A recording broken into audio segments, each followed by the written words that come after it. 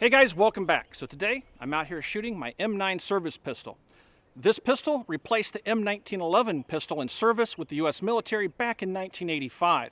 This handgun has continued in service to the present day and is fighting over in Iraq and Afghanistan as I speak. The Marines adopted a newer version of this M9 service pistol called the M9A1, and that's what I want to talk to you guys about here this afternoon.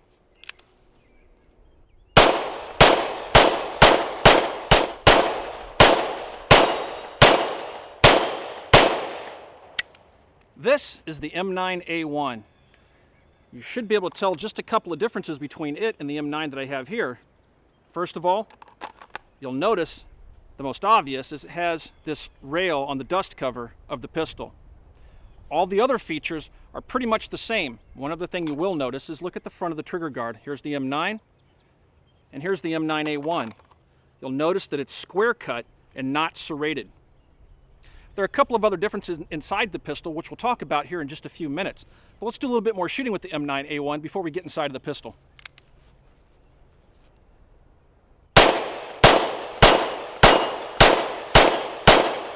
I'm holding the M9A1. Let's talk about the features that the M9A1 shares with its older brother, the M9. First of all, both pistols are double action pistols. That means you can have the hammer rest on a live round, pull the trigger, it will draw the hammer to the rear, and fire the pistol.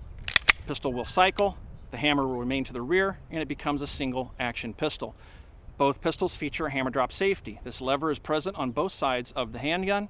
Simply rotate it down and it drops the hammer safely on a live round. With the lever down or engaged, it also disengages the trigger, so the gun cannot fire.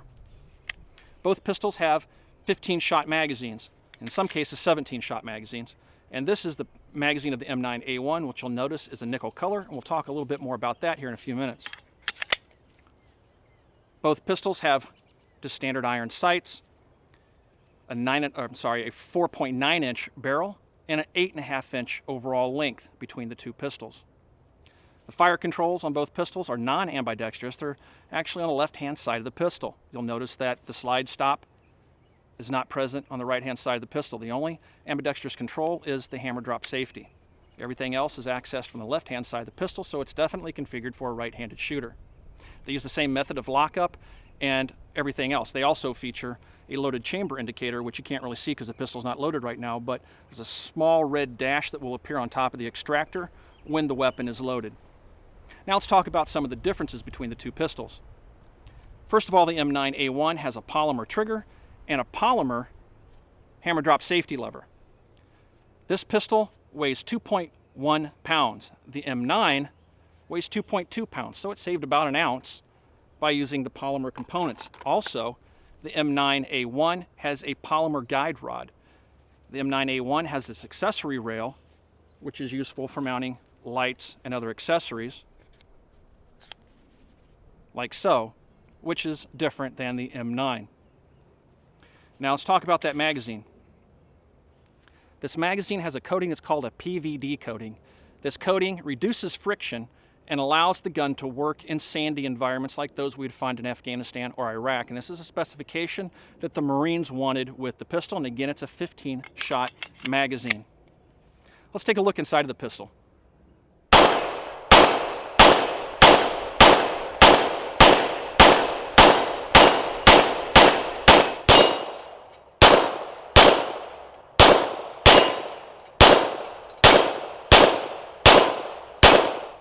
Before we get into the disassembly of the M9A1 service pistol, I want to talk about one other difference between the M9A1 and the M9. I'm holding the M9A1, and you'll notice it has a 3-dot sight arrangement.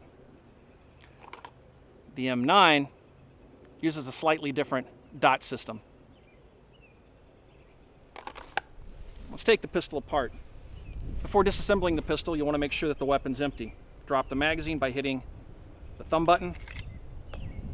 Pull the slide to the rear and make sure that the weapon's empty. I engage the safety. Now with your index finger, you have a disassembly tab right here. You just push that with your index finger, which then will allow you to rotate this lever down, and the slide just pops off the frame. Inside, we have a guide rod and spring, and the barrel and slide. you'll notice the markings on the slide are just standard Model 92 markings. This is on the civilian version of the M9A1. The only real difference, this is the exact same slide that's on the Model 92. The only real difference on the M9A1 is this rail system, and it says M9. Actually, on this side, here we go. It says M9A1 on the dust cover. Reassembling the pistol is just as easy as taking it apart. Drop the barrel into the slide. The guide rod back on. Line up the rails, draw it to the rear. Just draw it back partially, flip the lever, and the pistol is back together.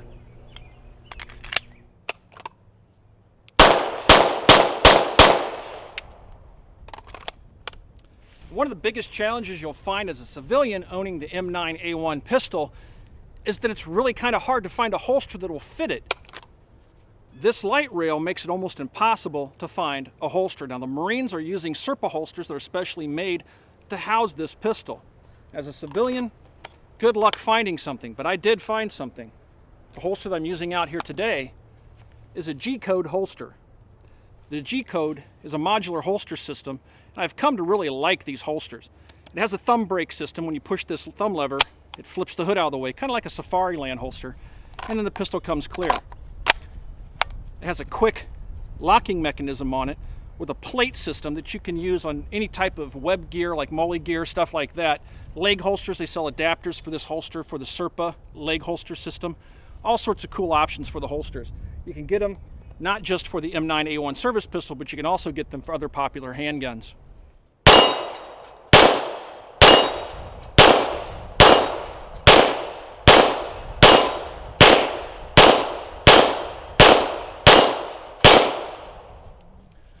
Shooting the M9A1 service pistol is a real pleasure to shoot. Very mild recoil. It's a big handgun at 2.1 pounds. It's not a light handgun. It does have an alloy frame and a steel slide, but it's still really, really smooth to shoot. Now, you'll notice when the gun cycles, the barrel comes straight back when it unlocks.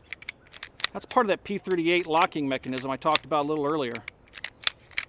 That helps to make the recoil impulse very, very smooth. If you're shooting a suppressor with this handgun, which you can buy threaded barrels for the M9 and the M9A1, it doesn't require a booster. But it's a very, very smooth handgun to shoot. The single action trigger pull I found to be light and crisp. The double action is a little heavy, but it's smooth, it's manageable. The grip is very thick. Unless you have big hands like mine, it's kind of a beast to get a hold of. But you can do it. I've known people with small hands that have shot them pretty well. The double action trigger reach might be a little bit much for some, but overall, generally speaking, most people find the handgun a real pleasure to shoot. Now, that was some ball ammunition that I was shooting, and it's been 100% reliable. Here's some hollow point, 147 grain hollow points. Let's see how the M9A1 does with hollow points.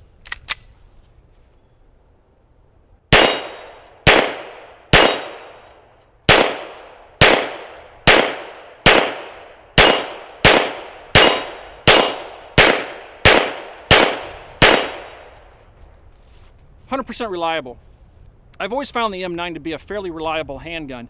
Where it starts to become unreliable is in adverse conditions. You've probably seen some of my older videos where I'm taking the 92 Beretta and throwing it in the mud and it's coming up not working. Well, that's just kind of one of the faults of the handgun. I believe this open top design, it's kind of a weak point of the design. It allows debris and stuff to enter. However, if you keep the handgun clean, it's really a very, very reliable handgun, and it's accurate. When you buy the M9A1 service pistol, it will come in this plastic box. Inside the plastic box, you'll find some accessories. The owner's manual, spent case, things like that will be tucked up underneath this foam insert on the top. Has a spacer to keep the lid from crushing down on the pistol, a lock that's in a Beretta branded box, and a spare magazine.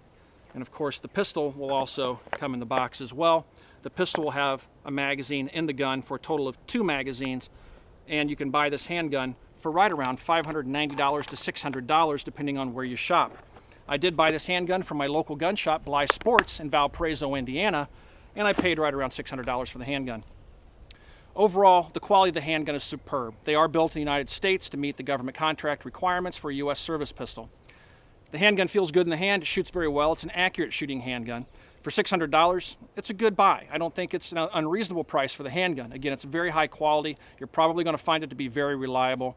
You can buy parts and accessories for the handguns, although keep in mind, as I mentioned earlier, holsters might be a bit challenging for this handgun given its light rail accessory.